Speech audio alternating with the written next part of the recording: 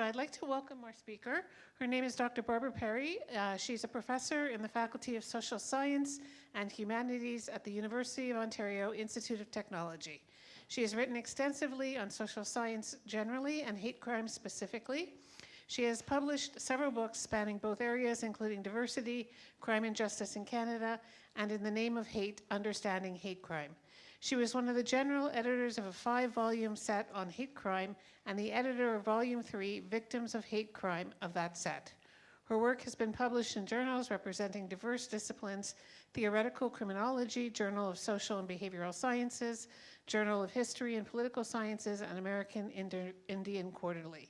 Dr. Perry continues to work in the area of hate crime and is making substantial contributions to the limited scholarship on hate crimes in Canada, including work on anti-Muslim violence, hate crime against LGBTQ communities, the community impacts of hate crime, and right-wing extremism in Canada.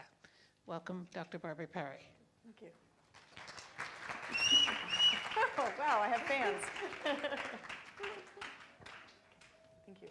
Well, thank you for that, Marlene, and thank you for inviting me. I'm really honored to be with you all today. It's a sort of a time for reflection, I think, at this symposium, but I think also for looking forward and what do we want our country to look like? What do we want our world to look like? And I think part of that is a world where we don't have to think about the risk associated with genocide, with ethnocide, with the elimination of particular communities. And I think that that's why it's especially important in this context to look at the far right in Canada as it exists. I mean, one of the interesting things that we've observed over the last few years working in this area is this is sort of one of the reasons why I'm interested in looking at right-wing extremism, is that we've tended to have our heads in the sand as Canadians about the risk associated with right-wing extremism. So if you think back over the past few years, who is labeled, who is labeled a terrorist, who is labeled as a real risk? It's certainly rarely the far right. It's typically Islamist-inspired extremists.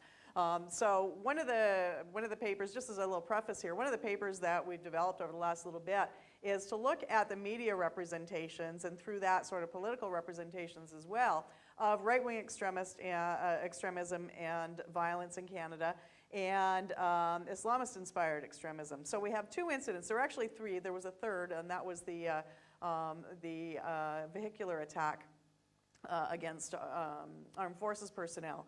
But at the same time, of course, Bébeau led the attack on Parliament Hill, and just around the same time, Justine Bourque actually killed 3 RCMP officers. But it was a very different representation of those 3 incidents in the national media and out of the mouths of politicians as well. And so on the one hand, we saw Ziaf Bébeau and Couture Rouleau as well, really, from the get-go, identified as terrorists, their activities identified as terrorism. So you see the sort of language: killed a Canadian soldier, Canadian-bred Muslim extremist, self-radicalized Muslim terrorist. And the impact and the incident itself referred to as a strike at the core of Canadian democracy and values. Yet at the same time, Bourque, who was influenced very much by far-right ideologies and anti-authority and anti-state ideologies, was not characterized in the same way. In fact, one of my favorites was, this was actually not just a line in the article, but out of the title: he terrorized, but he wasn't a terrorist. Explain that one. Not quite sure how we get to draw that conclusion. So in spite of the fact that he actually killed 3 RCMP officers, and I think, especially when we think internationally, but even at home, there are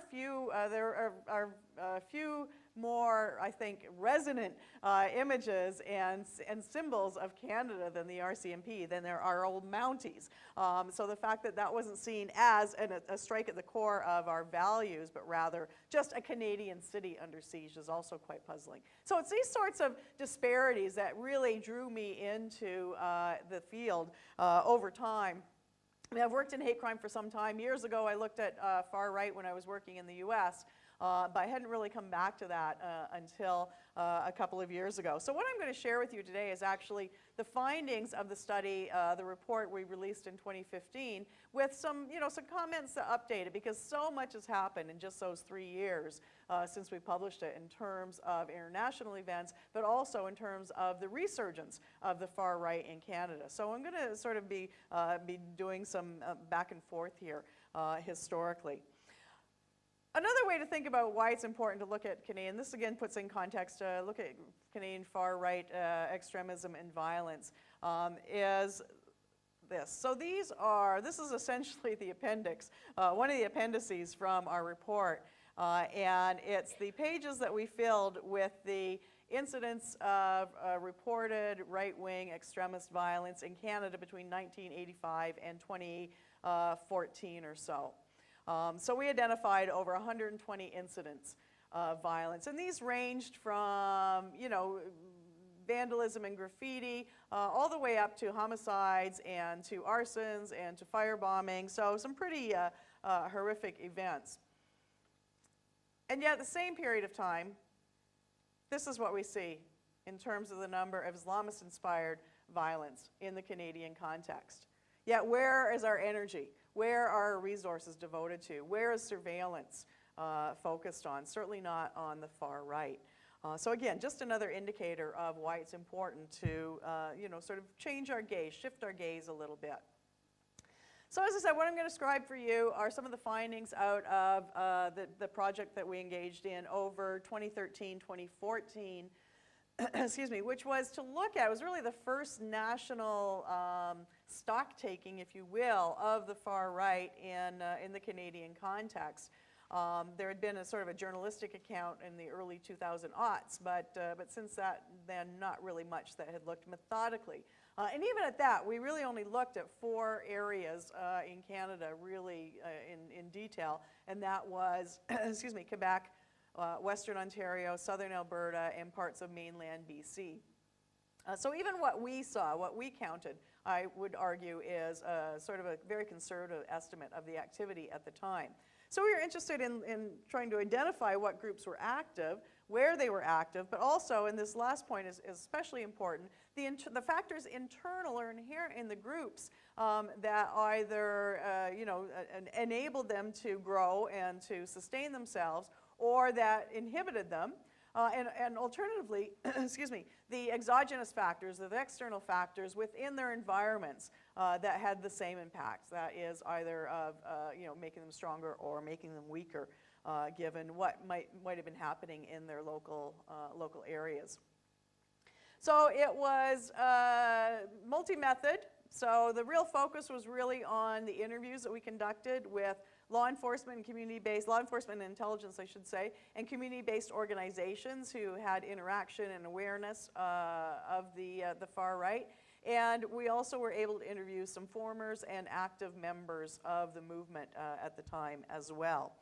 And we're hoping to update that. We have potential funding for that. So now, 3-4 years later, we have far more extensive contacts on both sides of the law, so to speak. So I think that the next wave of this research is going to be even more powerful and impactful in terms of unpacking some of those. We also look very closely at the websites associated with the groups and their other social media venues, their activity on Facebook and Twitter, for example. So it was a fairly well-rounded approach to looking at the groups. So just an idea of how we've defined what we mean by right-wing extremism. And it really is, as you can see from this, a real focus on nationalism. And over time and in different periods, different places, different national context, but also even provincial context, the nature of that nationalism may vary. So right now we're seeing a real emphasis on something more like cultural nationalism as opposed to more old-fashioned, perhaps, racialist nationalism grounded in race only and the preservation of the white race. It's much broader than that now and focusing as much on culture and Canadian values as it is on racial purity. So there's been some transition over time.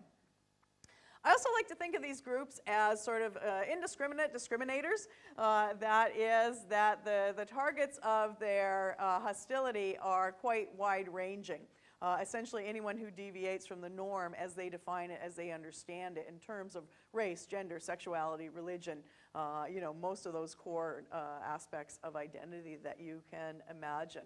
And so they're not afraid to use both offensive and defensive positioning to do their duty as they see it. That is to preserve themselves, preserve their neighborhoods, their communities, and preserve their country from all of these threats that they have identified in an attempt to preserve their heritage and their homeland, or even just their cultural ethos.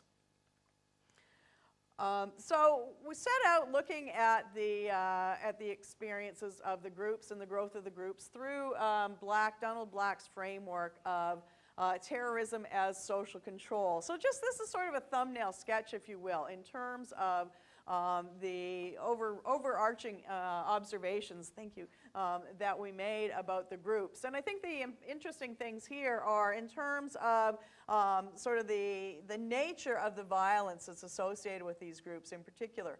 Generally speaking, it was sort of individualized rather than collective. That is, and in line with that, often very opportunistic as well. So it was, you know, often a group of young men, typically involved in the groups, who might go out looking for someone to beat, you know, someone who was a Muslim or Pakistani or who they perceived to be gay. So they would, on occasion, you know, go searching for someone to beat, or, you know, go to the local mosque or the local synagogue and deface it in some ways. Some of the violence was also quite opportunistic. So it wasn't necessarily planned, but if they happened to be on the street and you know, someone you know, from a racialized minority group looked at them the wrong way or didn't get out of their way on the street, that might erupt into violence as well.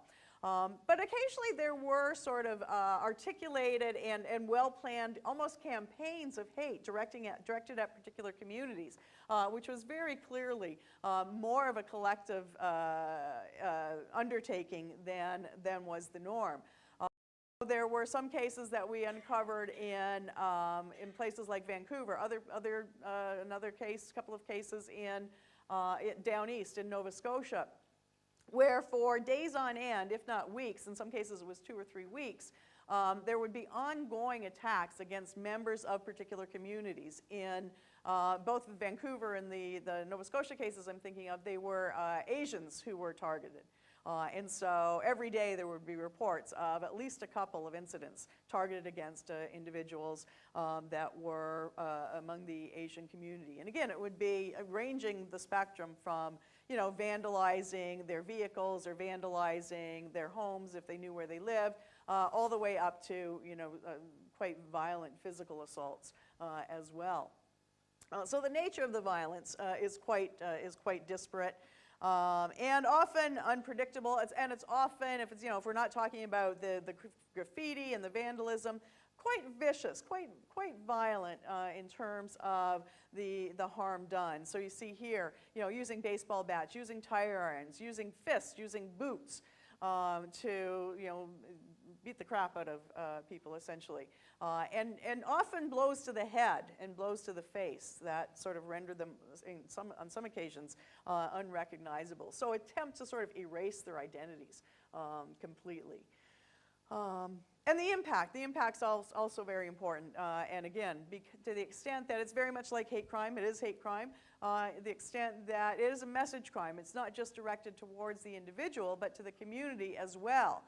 So it has far-ranging impacts, far-ranging effects on the individual. The trauma, the anxiety associated tends to last longer than for crimes, similar crimes not motivated by bias, but also much more serious impacts for the community as well. Another component of Black's model is sort of identifying the objects or the targets of the violence and the nature of the grievance associated with that. What is the collective liability? Where's the blame lie? essentially from the perspective of these perpetrators. And so there's some variation. I think we're seeing a little more sort of coalescence right now of the targets, so that there tends to be a particular emphasis right now on immigrants and what they call illegal as opposed to irregular migrants, and especially Islamophobic hostility and violence perpetrated by these groups. At the time of the study, it was, fairly wide-ranging, though, and it differed by region very often in terms of who the targets are, that, as you can see here. Depends on which part of the country and who the perceived threat was in those communities. So there was some diversity in that sense. And this is sort of the crux of what we'll talk about today, really, is this notion of the capacity to organize, at least in terms of the internal characteristics that help to explain the persistence or perhaps lack of persistence of some of these groups. To what extent are they well organized? And at that time, we were finding that they were decidedly unorganized and disorganized, many of the groups.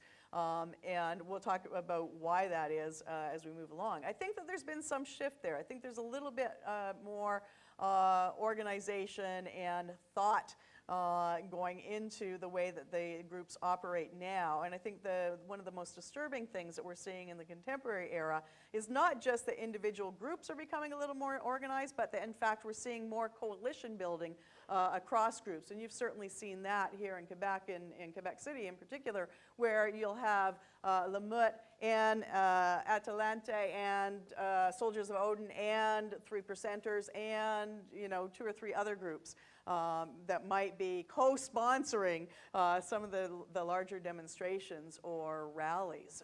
And I think that that's something that we haven't seen for some time, is that collaboration amongst groups. And I think that's something that we really need to watch for. One of the other things that we'll talk about a little bit later is the extent to which that they're sort of organized and collaborating internally, but also the way that through social media and online venues they're able to shore up and reaffirm the domestic links, but also those international links with other groups and with some of their founders. So Pegida, for example, which has a fairly strong presence here in Canada now, was actually originated in Germany. It maintains close ties and direction almost from its German parent in the Canadian context. So just to give you sort of an overview of what we saw at the time in terms of the distribution of groups. And again, I'm thinking this is really a very conservative estimate because we didn't really spend much time in Saskatchewan, Manitoba, or even down east during this study. So, but you can see where the concentrations are. Excuse me, concentrations are again Ontario, Quebec, and then in the two most westernmost provinces in Canada. And now just, think a little bit about what you know about the context within those provinces. Don't know how much you know about Ontario, but most of the clustering was sort of down around here, southwestern Ontario, west of Toronto. And in Quebec, it was, sort of, southern, but also in some of the northern areas, some of the northern communities. And then Alberta was pretty disparate. It was really spread across the province. The RCMP, who, as you know, there police the rural areas, really didn't have their fingers on the pulse, really couldn't tell us very much about what was happening in rural areas. So again, our focus there was largely on the urban areas like Calgary and Edmonton. And to some extent, same sort of thing in BC, where emphasis was down around Vancouver and a little bit up in Prince George as well. Excuse me just a second. So at the time, we were also able to identify a number of clusters of kinds of groups, if you will. And you see here what they look like. I don't know if you can read that back at the skinheads, KKK, alt-right, Freeman, lone actors, ideologues, and neo-Nazis. And I'm not going to spend a whole lot of time talking about the differences between these. How many people think that KKK are a thing of the past in Canada? You're so smart. Yeah, of course they're not. They're still here. In fact, they're sort of again, with many other groups, making a resurgence, especially in some of the western provinces. So at the time, there wasn't much to be said about the KKK, except in some parts of Saskatchewan and Manitoba, which is actually where they originated in the early part of the 20th century. But we're hearing, little bit of chatter that there might be more of these sorts of groups emerging. And they're pretty traditional in their outlook. I mean, think about where the KKK originated from. That was from the U.S. in the aftermath of the Civil War, the Civil War, and in the aftermath of the abolition of slavery. So they were essentially, patrols that defined themselves through their ability to scare and to silence free blacks in particular. So they continue to sort of look at their world through this prism of race and religion, right? Particular reading of scripture. And so there's some activity there. Neo-Nazis and skinheads together account for the largest proportion of active right-wing groups, hate groups in the Canadian context. And there's little to distinguish them in terms of their ideology. They share this sort of throwback ideology to social nationalism. And again, are, segregationist, often also draw their rationale, their motives, their justification from Scripture. The thing that distinguishes them, the skinheads tend to be even less organized than the neo-Nazis, and they tend to be far more violent, both in terms of their posturing, in terms of their likelihood to engage in physical violence amongst themselves, as well as against their targets. So these are, in some respects, the folks you really want to be afraid of. And in terms of the alt-right, I've often been asked what's the difference between the alt-right and skinheads and neo-Nazis. And I sort of think of them as the shock troops, if you will. These are literally boots on the streets. And boots on the ground who are defending physically very often their culture, their community, their country. Whereas the alt-right, they share a very similar ideology in terms of that nationalism that we talked about earlier on. But they, as they say here, the suit and tie white nationalists, they tend to be the ideologues, right? Where they share their views on social media, on traditional media as well, but aren't as likely to be on the street engaging in violence. They're very likely to be at the demonstrations, but would not themselves engage in any sort of violence. These were just, we're just sort of coming to the fore as we were completing our study. It's really been in the last year and a half, emboldened by Trump, as it says here, that we've seen the alt-right really grow in terms of its numbers as well as its impact on broader discourse in society. One of the other groups that we identified in this project, and it's interesting that since then we've sort of moved away from this a little bit, are what we think of as freemen on the land, or sovereigntists of a different sort, not the sort of sovereigntists we think about in the Quebec context, but sovereign citizens. That is, they understand themselves to be sovereign relative to the state, that they do not recognize the authority of the federal provincial state to govern their lives. So they reject the notion of having to have a license, of having to have auto insurance, life insurance, any of those pieces. They're very happy to have their health cards, but not so much their licenses and other sorts of certifications. And so we think of these as anti-status or anti-authority. At this point in time, when we talk to folks, they were describing them very often as part of the right wing. We've done a subsequent, more detailed report on the anti-authority movement and found that, in fact, they're all over the spectrum. So I think it's probably not fair to characterize them only as associated with the far right, although there are some that hold, racist views, anti-abortion, very traditional conservative sort of reactionary values, if you will. And then there are the ideologues and the lone actors. So often, again, the ideologues are the people who provide the fodder, sort of the scripts, if you will, for the groups to follow. And so you'll often see them on rebel media, referred to earlier, on their own websites. They're often, again, present at some of these rallies, although try to distance themselves from these groups at the same time, which is really kind of interesting. And then the lone actors, the folks like Justin Bork, was radicalized by his engagement online with the ideas of the far right, but wasn't necessarily affiliated with them. So these are people who are, again, sort of self-radicalized in some way.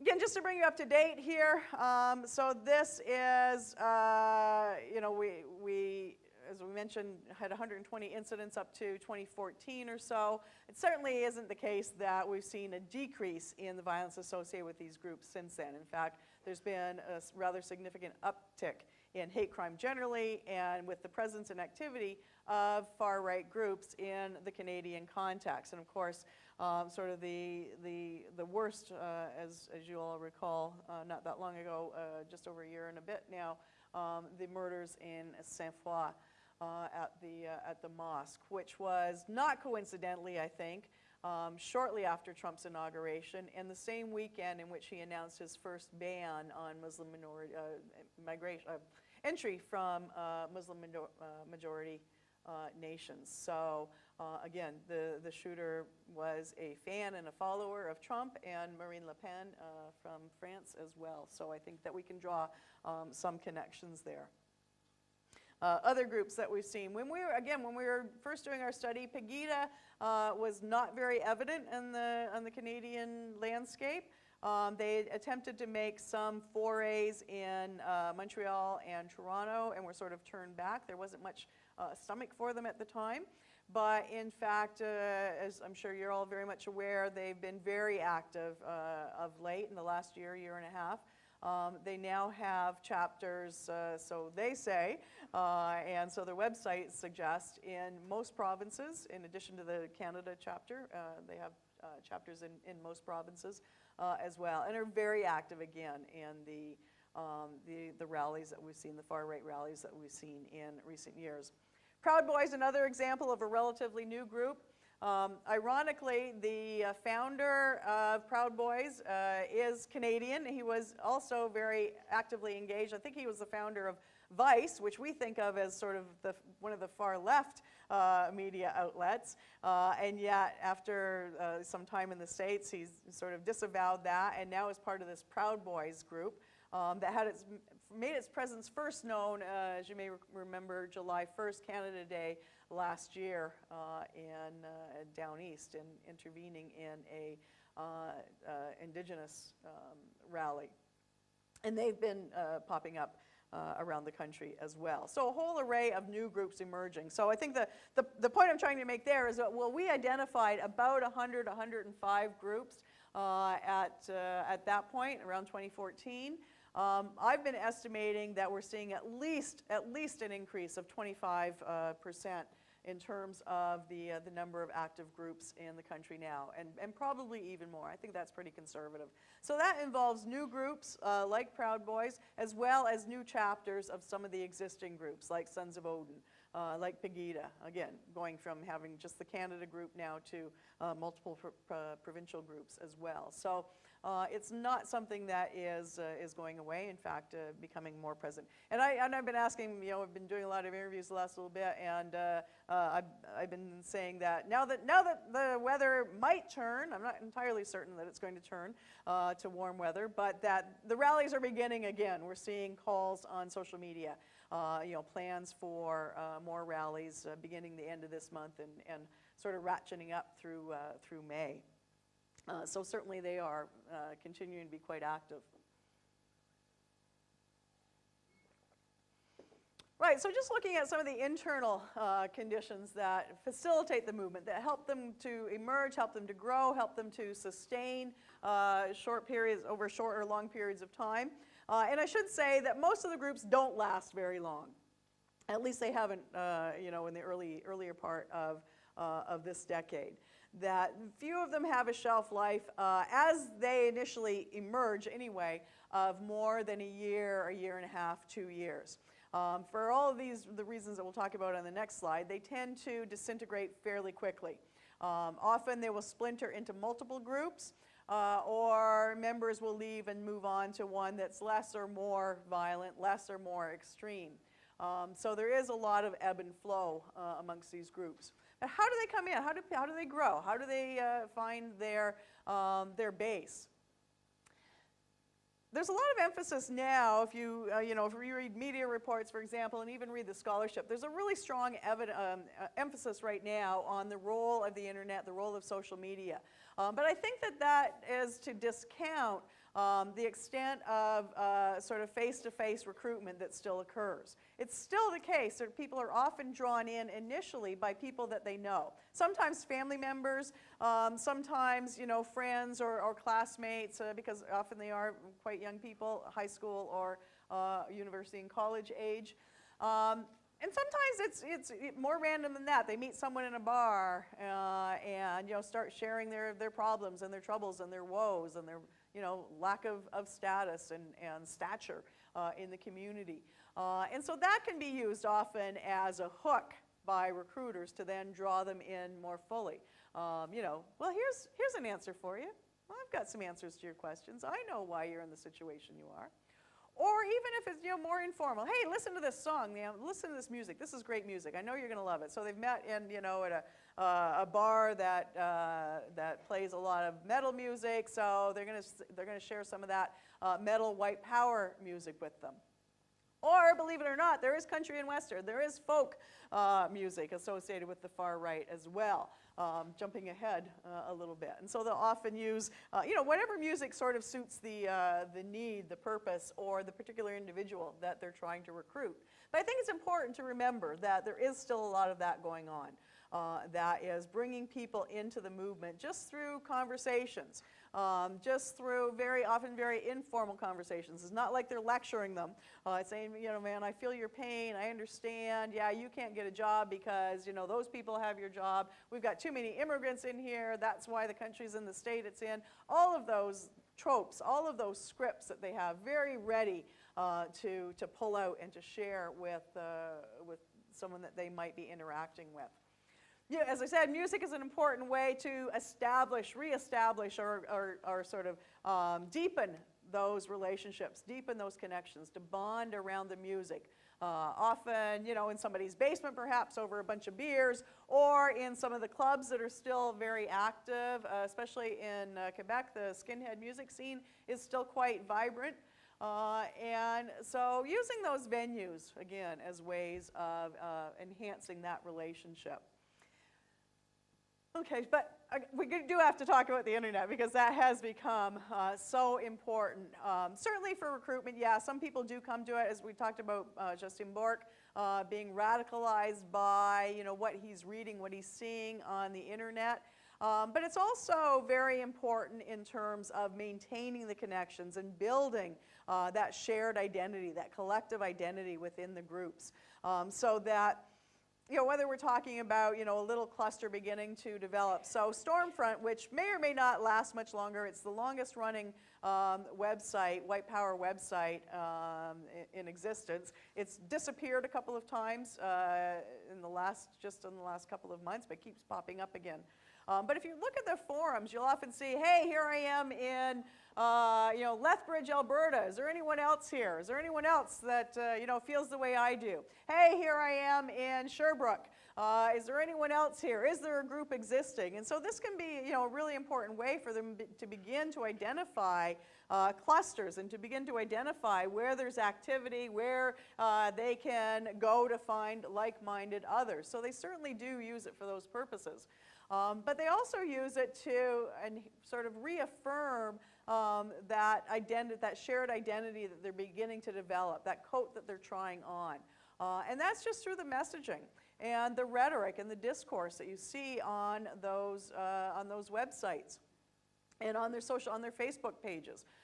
It's really, to me, quite amazing how stupid some people are in terms of the attitudes that they will express quite publicly on those sorts of forums. Although some of this stuff that we've garnered is, sort of in the closed posts as well.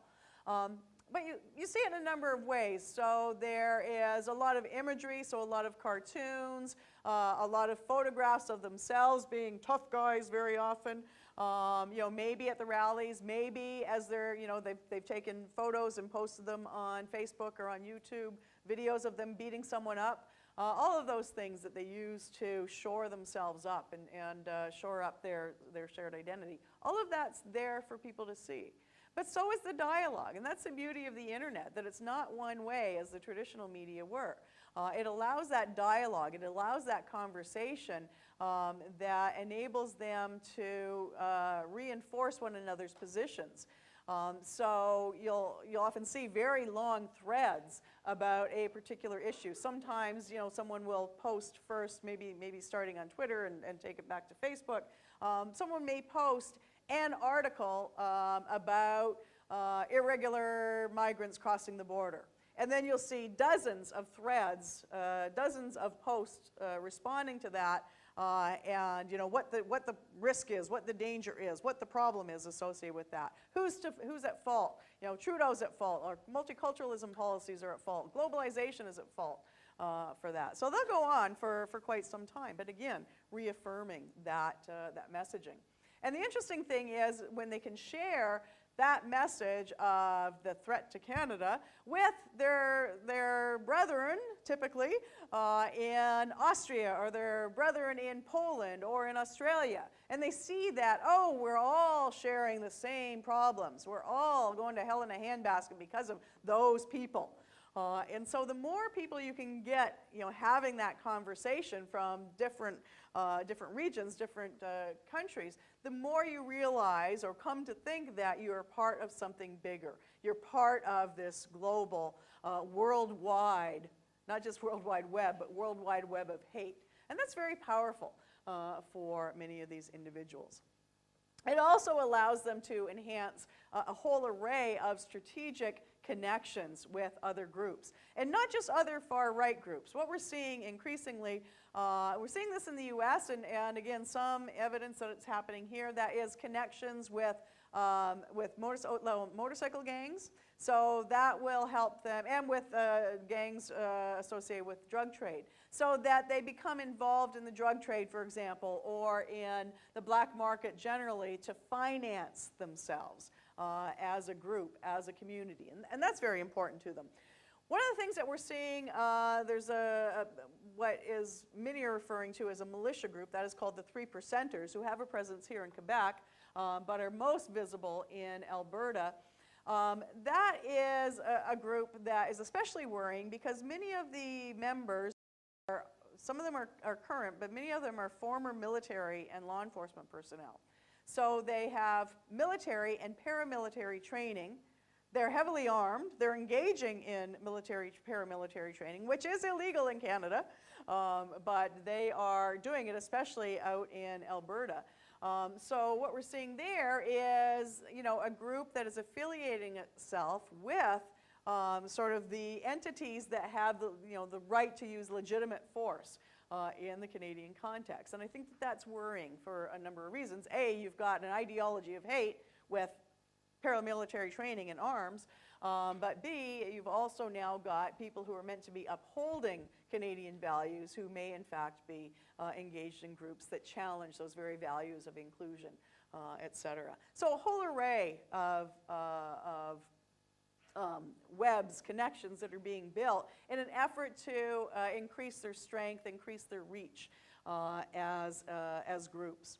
And then the last thing that sort of gives some credibility to the groups is this facade of legitimacy, and that is very much connected to one of the things that we'll talk about later in terms of external factors, and that is think back to what we said about the alt-right, right? The suit and tie kind of nationalism.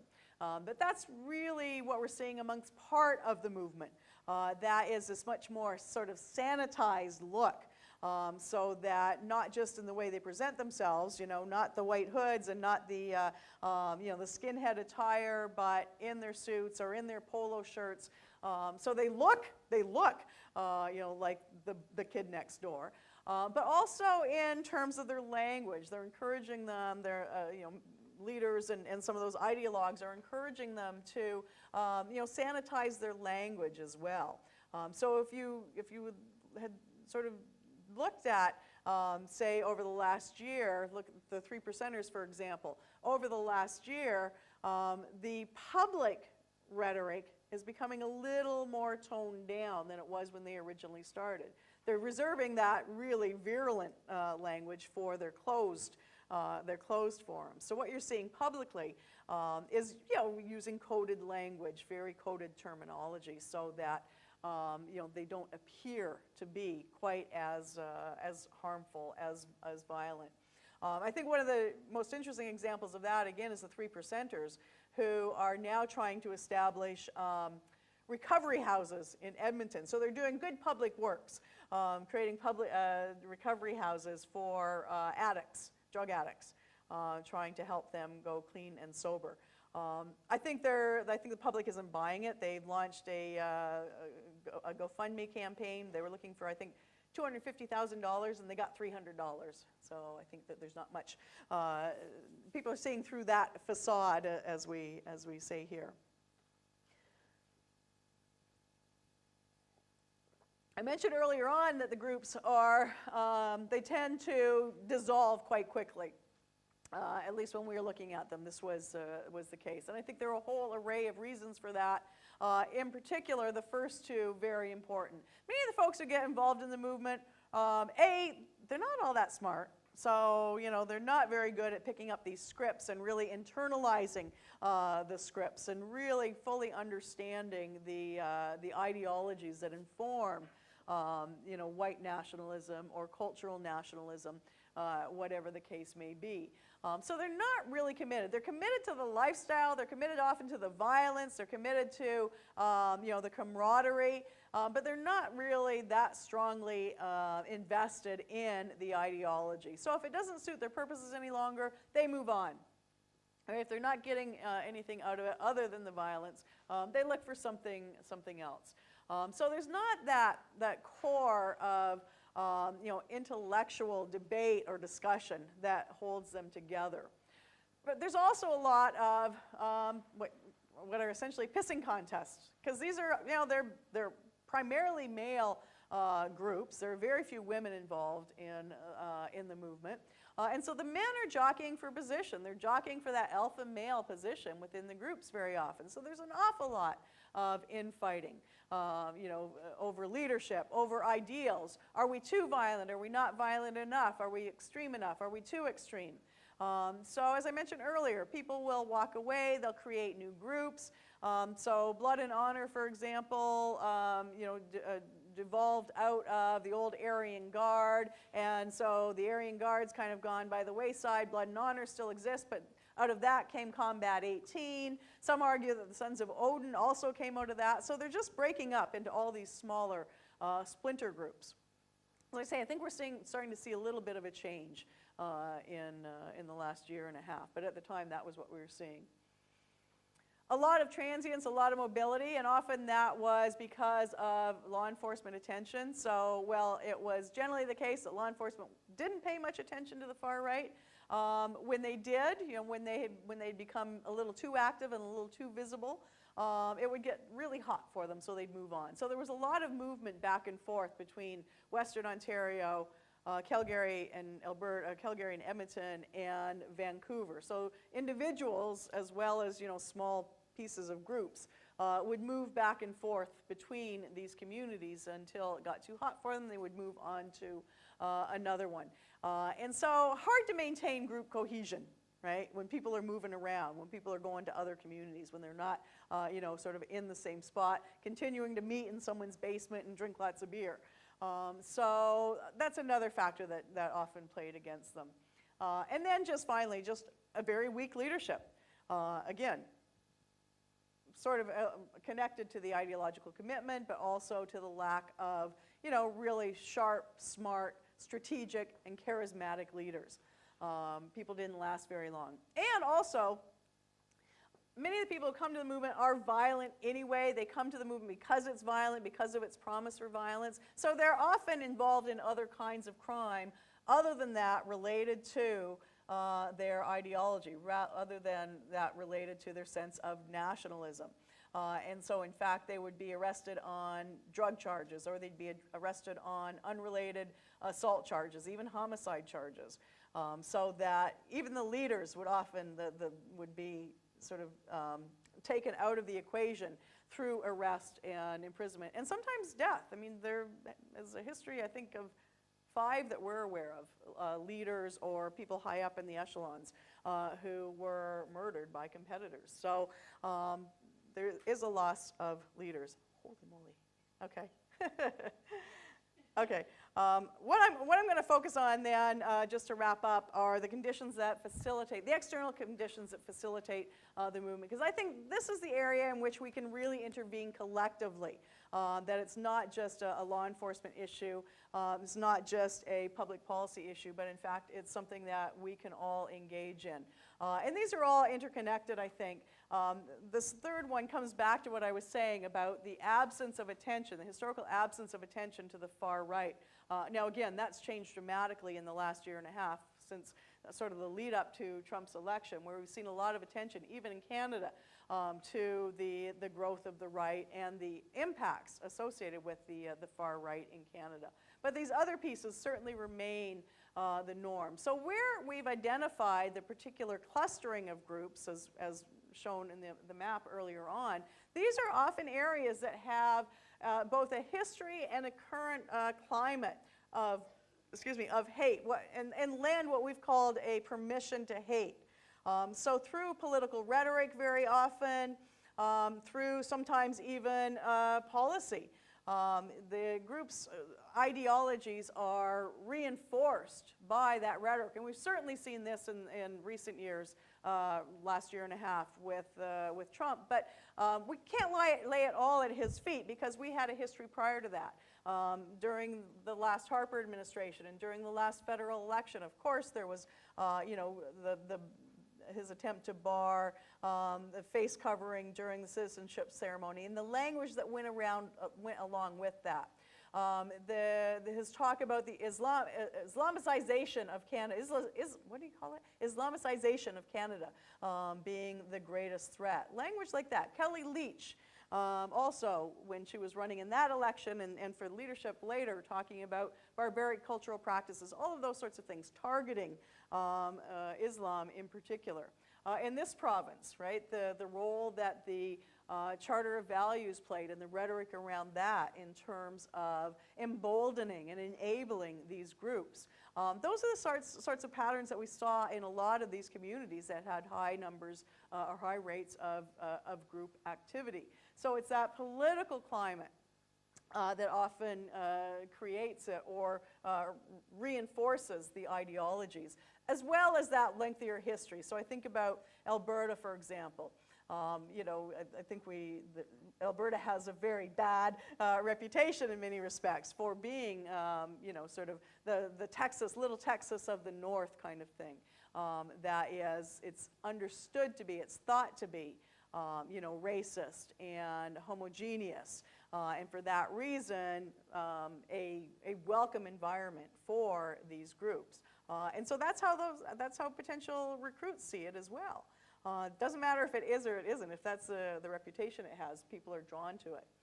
The most problematic issue, though, that we saw was the lack of a law enforcement response. So in so many communities, there was a complete lack of awareness or denial of the existence of a right-wing threat. Often when we pose the question, they'd say, oh no, the left wing is much more problematic here. Oh no, we're much more worried about the threat of Islamist-inspired extremism and violence, in spite of evidence to the contrary.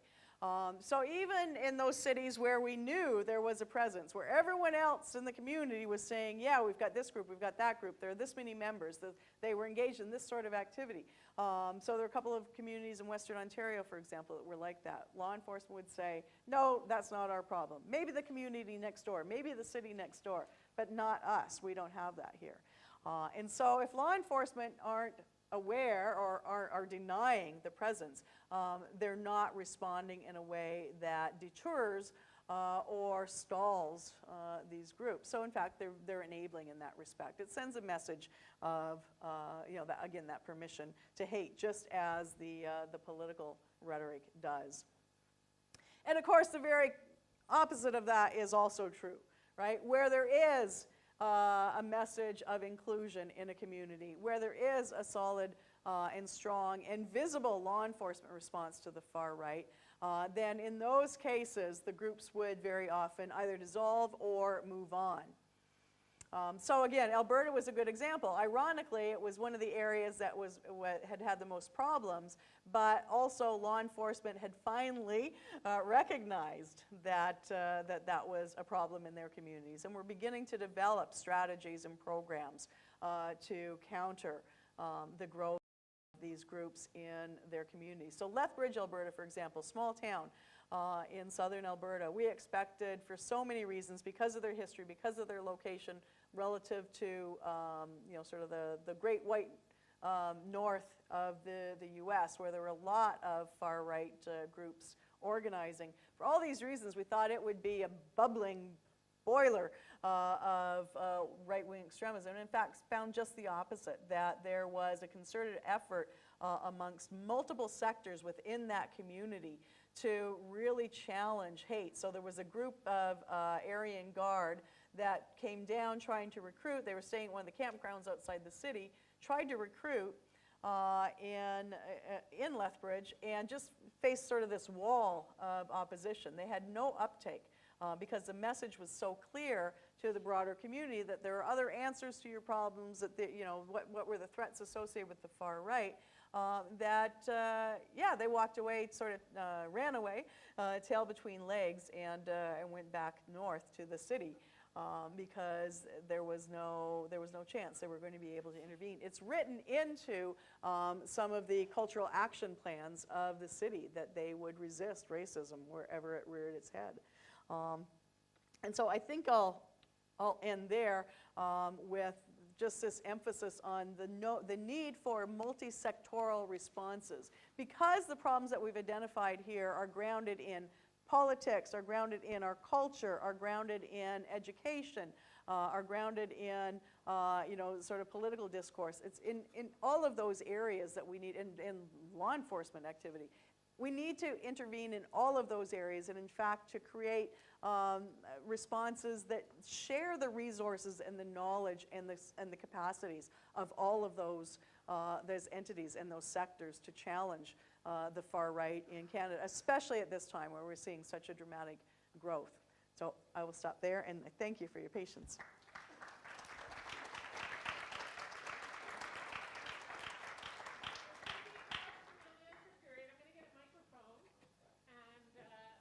If you guys have questions, I'll come around. Anybody have a question?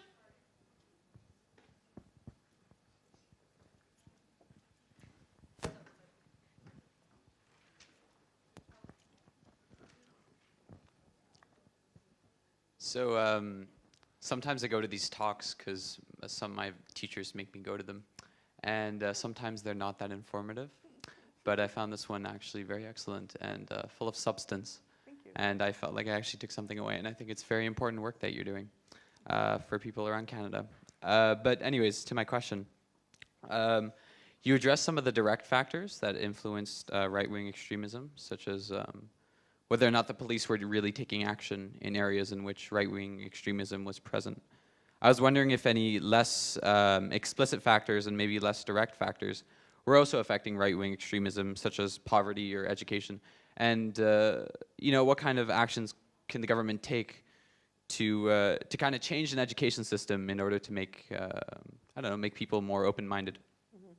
So many questions, so many big questions in there. I thank you for the positive comments as well. So tell me the first bit again. I remember the second bit. Tell me the first bit about less direct or more implicit kind of factors, like whether or not people still have jobs in employment. Yeah, and that's the interesting thing, because in most other countries where we see the rise of the right, including the US, there is a serious problem of unemployment and deindustrialization, all of those sorts of factors that are affecting people. We think about where the Trump support came from, for example. It was in the Corn Belt and the Rust Belt very often. Canada, for some reason, has been insulated against that. So we don't have that same level of disenfranchisement. And in fact, what we found, and we're learning more and more about that from the formers and the current folks that we're still engaged with, is that most of the people who come to the Canadian movement actually aren't from, sort of disadvantaged, backgrounds. They're not even all blue collar, which is what you think of, right? You think they're blue collar. They're coming from very diverse backgrounds. Some of them are very well educated. Some of them are, very well employed. Think about the 3%ers. Many of them, are still, they're either pensioned law enforcement or military or current and present. So it's a very different factor here in Canada. It's not so much the unemployment as it is, I think, maybe changing demographics. Because again, what we see in so many of the areas like Western Ontario has been homogeneously white and Christian for centuries now, certainly decades. And so it's new to them, right? This dramatic shift that we're seeing in demographics there, where, sort of large numbers now of Somalis, for example, are moving in. And they're sort of, there are people who are resisting that. So I think it has more to do with culture and politics than it does with economics in the Canadian context. In terms of education, we're not doing a very good job. When I did a course a couple of years ago where I had my students develop interventions around countering violent extremism, and that included a workshop that they developed to deliver at high schools. And I think they delivered 12 or 14 of these workshops. And there wasn't a one that they didn't come away from saying nobody had any idea what the right wing was, who they were, or that they were here. So we're not aware of it, at a young age. This was, as I say, high school, 10th and 11th grade. So you'd think that, they might have a little awareness there. So I think sort of arming people with the knowledge of the risk is, we don't have any hesitation in talking about Islam. We need to be talking about the far right. I would say almost instead of, not in addition to. Any other questions? Nobody? One over here. Of course, they're on the opposite side.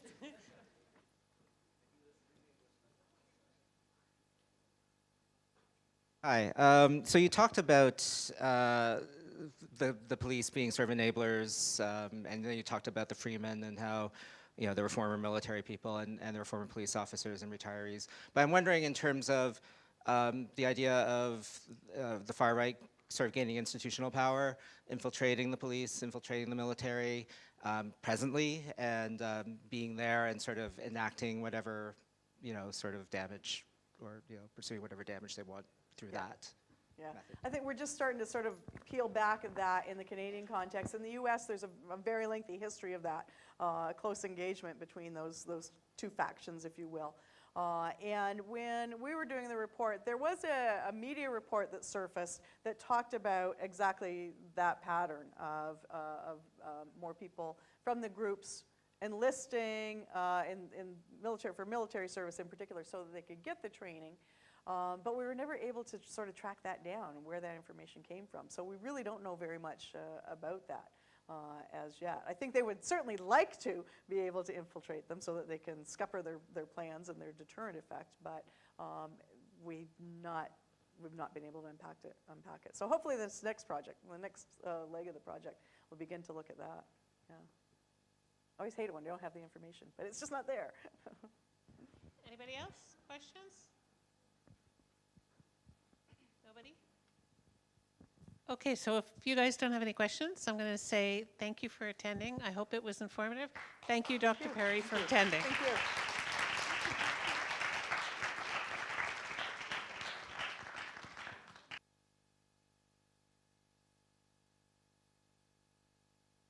Dr. Perry, on your own. Thanks.